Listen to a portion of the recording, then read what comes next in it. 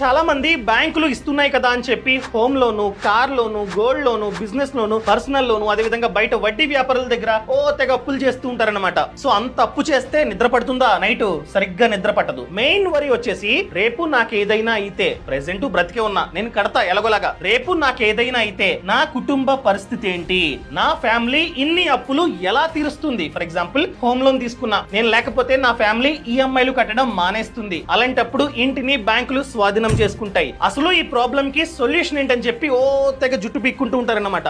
So అలాంటి వాళ్ళు ఖచ్చితంగా టర్మ్ ఇన్సూరెన్స్ ప్లాన్ ని తీసుకోండి. ఫర్ ఎగ్జాంపుల్ మీ టోటల్ అప్పు 80 lakhs. సో మీరు 2 కోట్ల కవరేజ్ గల టర్మ్ ఇన్సూరెన్స్ ప్లాన్ తీసుకున్నారనుకోండి, రేపు ఏదో అయింది, అలాంటప్పుడు బ్యాంకు వాళ్ళు లేకపోతే బయట వడ్డీ వ్యాపారులు 80 lakhs తీసుకున్నా కూడా మీ కుటుంబానికి 1,20,00,000 ఉంటాయి. సో వాళ్ళు ఆర్థికంగా అంత ఇబ్బంది పడరు, వాళ్ళు సేఫ్ గా ఉంటారు ఆర్థికంగా. సో అలాంటి వాళ్ళు ఖచ్చితంగా టర్మ్ ఇన్సూరెన్స్ ప్లాన్ ని తీసుకోండి.